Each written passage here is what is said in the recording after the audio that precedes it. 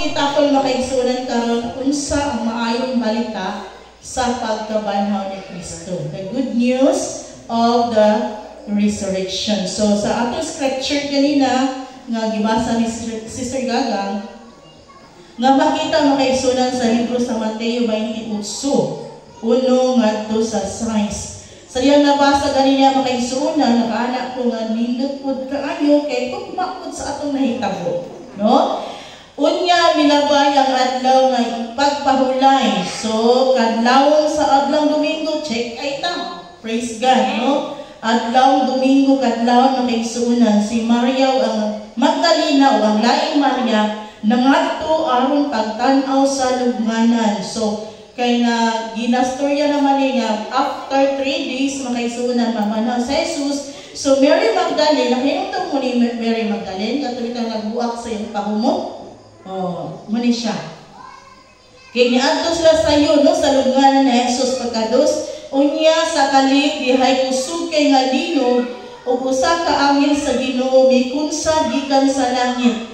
Giligid niya ang bato ug milingkod siya niini. Sama sa kilat ang iyang panagway ug puti kaayo ang iyang bisti. Nangurog ang mga gwardya tungod sa hilabihang kahadlok kaniya og nakuyapan sila.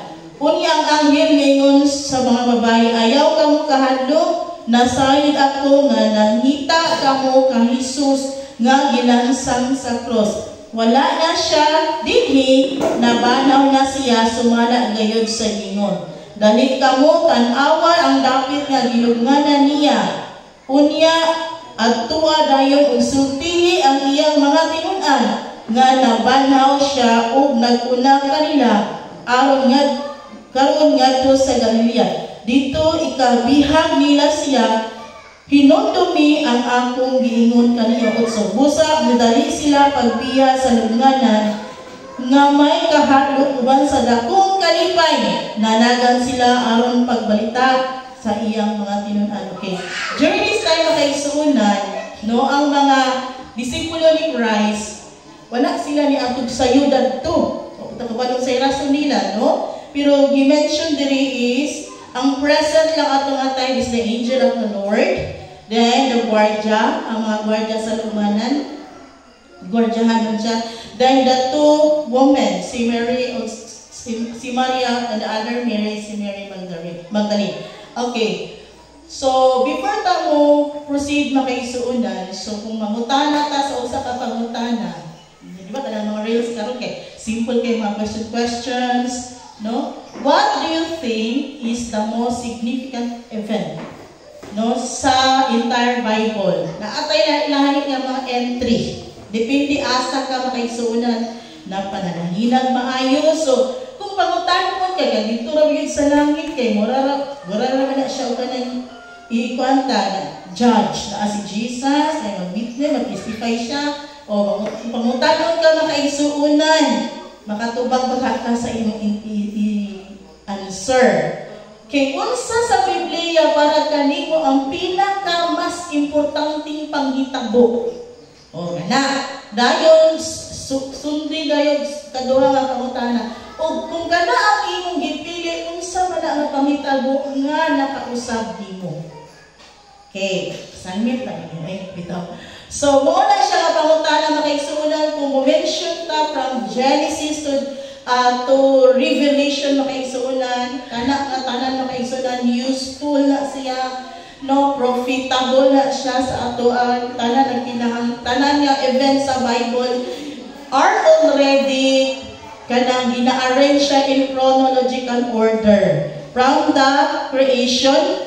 Diba? Pagbuha sa creation sa Ginoo, wala siya nag-rested una ang Diyos the 7th day. So, gibuhat niya ang pinaka-primero yun sa tanan. So, ang panghitabo sa Old Testament, dayon sa New Testament, then pinaka-last dayon ang Revelation na kaigsunan is connected, no, sa kinabuhi nato o kinabuhi nga diin ta makaigsunan magkaon, no?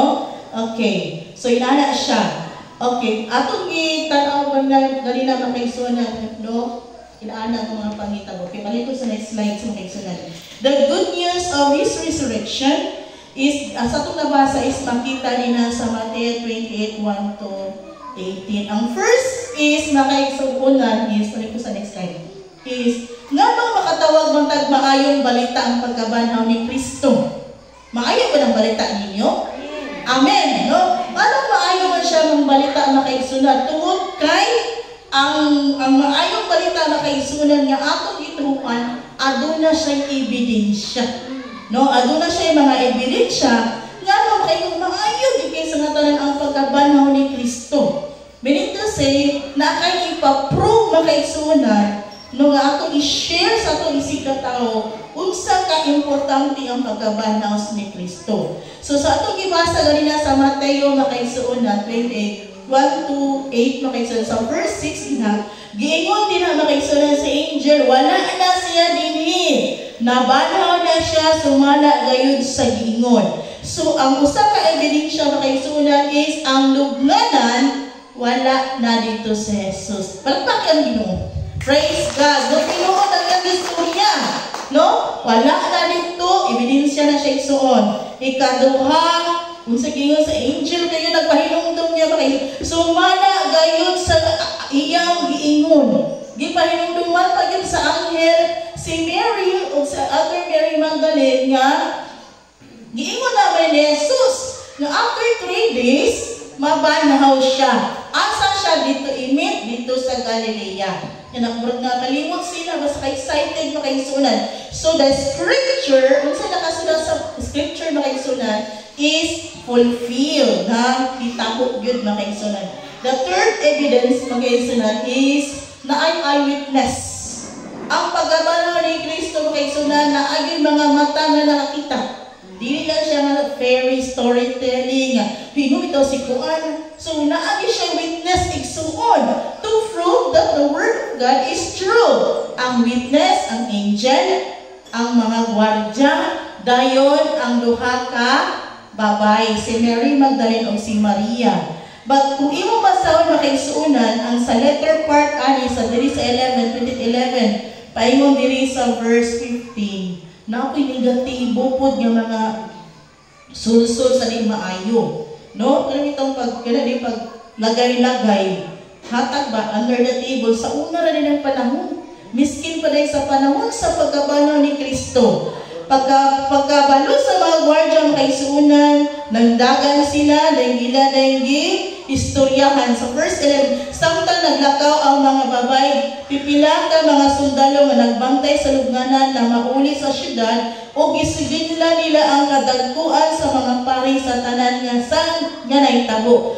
Unya ang kadagkuan sa mga pari nakigtagpo sa mga pangulo sa mga Hudiyo aron pagplano sa ilang buhaton. So naagap yung mga negatibo.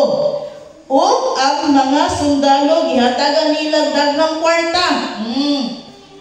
Dilin lang na isuon. O gignan, ipanugilong ninyo sa pagkagabi nga ang iyang mga tinunan ni adto sa lubnganan o gikawat nila ang iyang lawas samtang nangatulog kamo. Grabe, no? Deception ba? So bantayanan kay makaisunan. Asa man kamo to o katong naagi ni witness o katong istorya ra makaisunan. So wala siya nga sa pagkabanhaw ni Kristo di ay kindi ay ang wala pagyap na negative no plano na dili maayo even ang mga leaders sa mga churches diyo sa Roman makaisunan niya. Ina lang na kanang gikawas siya mga disipulo yung lawas, anong nawala na dinha? No? Kay para inyo nga nabanhaw yun. So negatibo pero dili na siya mo'y mula hutay ang insakto makaisunan mo'y mula hutay. So doon